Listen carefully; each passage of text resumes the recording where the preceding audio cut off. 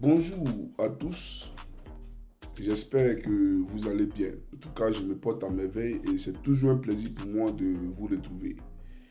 Alors, je fais cette vidéo qui sera de très courte durée pour vous appeler, chers camarades, à rester concentrés.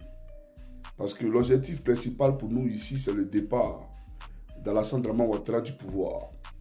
Je vois que beaucoup sont en train de douter, ou ceux qui encensent Ouattara, aujourd'hui, ils sont en train de lutter, bien entendu, pour rester accrochés à leur gagne-pain.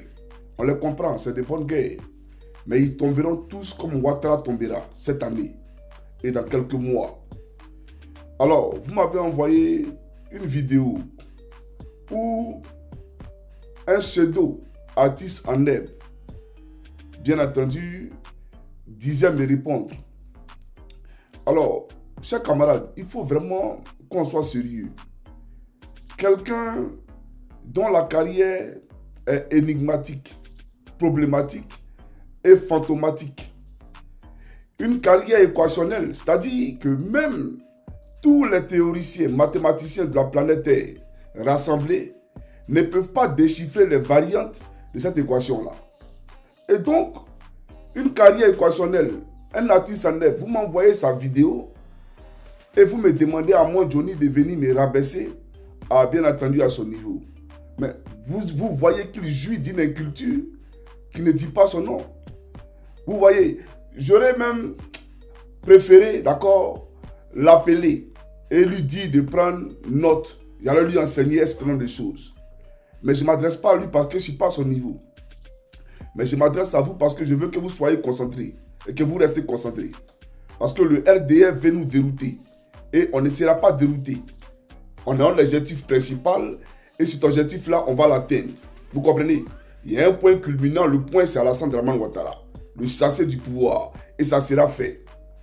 Donc pour dire simplement que des gens dont la carrière peine à décoller, voilà, d'où l'appellation artiste en herbe, on ne peut pas venir accorder ne serait-ce que 1% de notre intérêt à ces gens-là. Il faut le comprendre.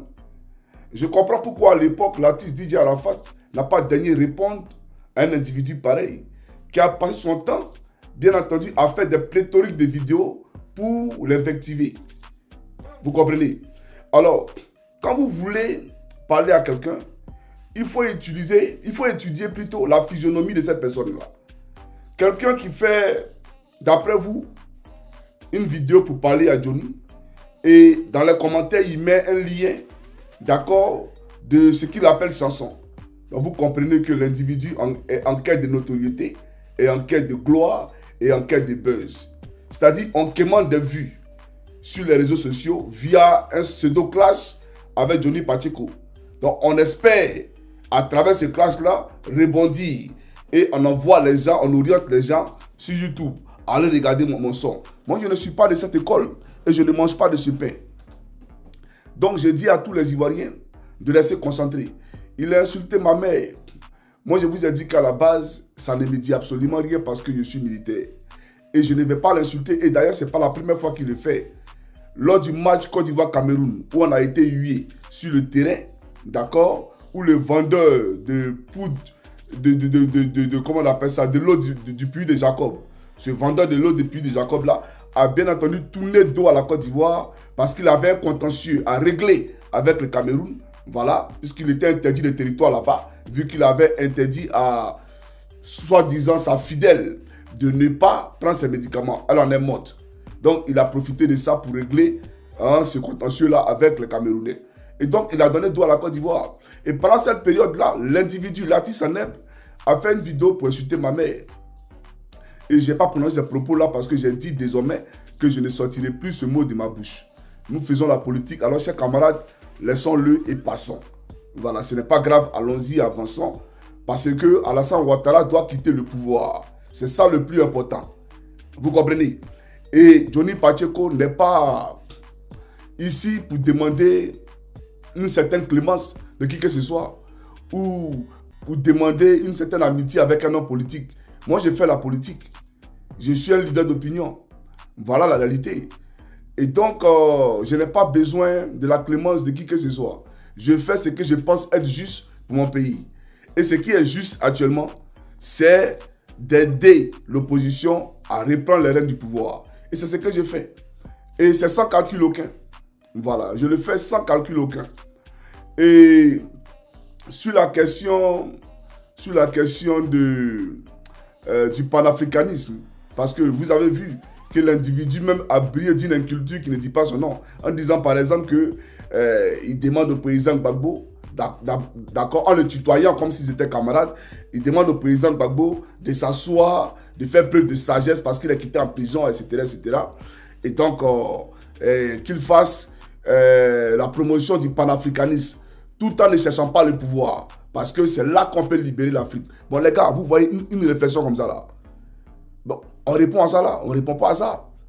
Parce que quelqu'un qui ne sait même pas ce que c'est que la politique, qui ne sait même pas ce que c'est que la géopolitique, là, bon, un gars comme ça, on peut pas répondre. J'aimerais dire au RDR, puisque c'est pas lui seulement qui le dit, même Jean Bonnet l'a dit aussi.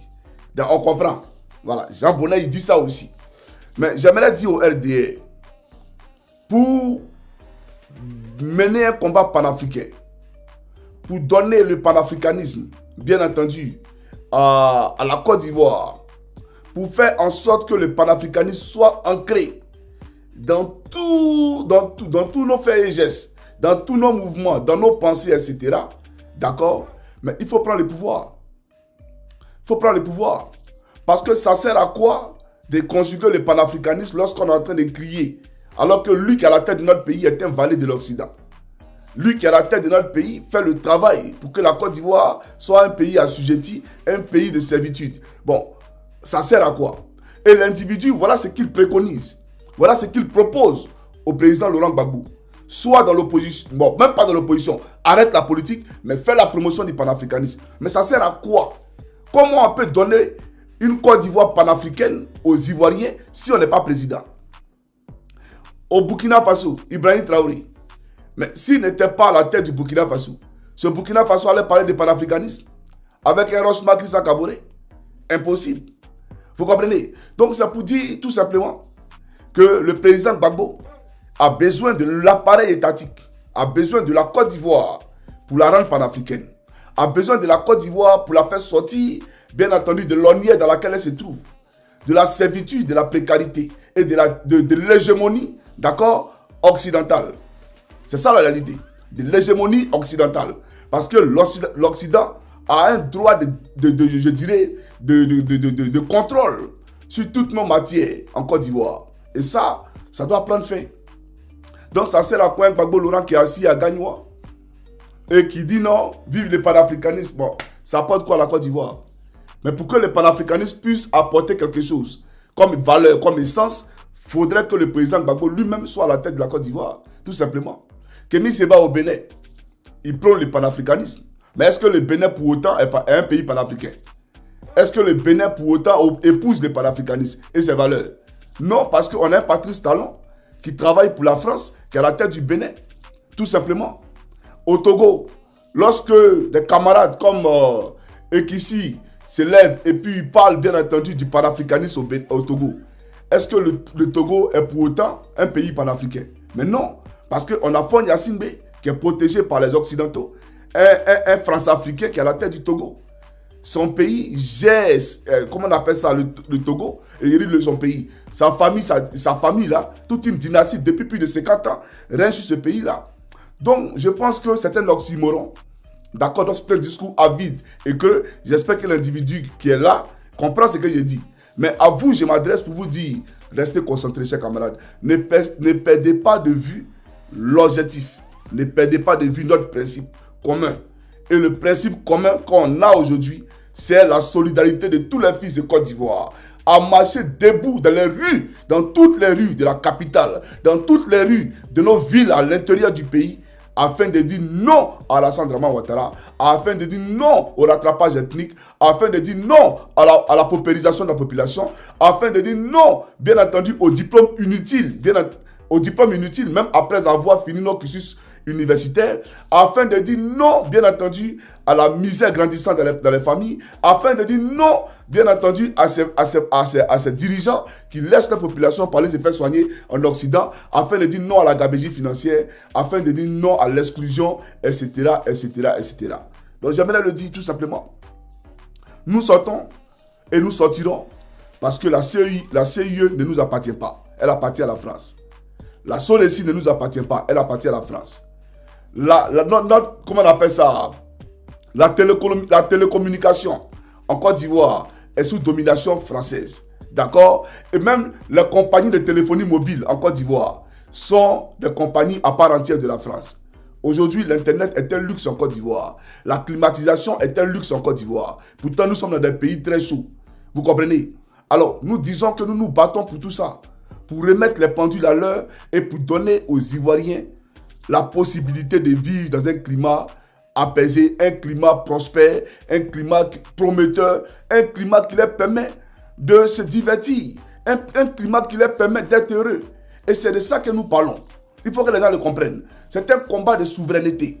Un combat comme je l'ai dit, des forces du bien contre les forces du mal, mais pour s'affranchir du néocolonialisme, pour s'affranchir des forces dirigées par Alassane Dramane Ouattara. Il faut que les gens le comprennent. Donc, on ne va pas extrapoler, d'accord? Peuple de Côte d'Ivoire, restez concentrés et ne m'envoyez plus des vidéos des artistes en net, d'accord, qui ont un problème, ont un contentieux avec le supranaturel. Voilà, ils ont un contentieux parce que la carrière elle-même là est problématique. Voilà, la carrière elle-même est problématique. Donc, ils ont un contentieux sûrement avec le papa de Ouattara, là, lui qui est dans le feu, là. Voilà, ils ont peut-être un contentieux avec lui. Mais je vais m'arrêter là. Que Dieu bénisse la Côte d'Ivoire. Sauf Dramane. Et je pense que à la fin de la période donnée, nous allons nous retrouver tous pour festoyer, nous retrouver tous pour danser autour d'une Côte d'Ivoire réunifiée, une Côte d'Ivoire réconciliée, une Côte d'Ivoire vraiment qui prend en compte toutes les aspirations de ses fils et de ses filles. Sur ce, je vous dis à bientôt, chers camarades, pour une prochaine vidéo.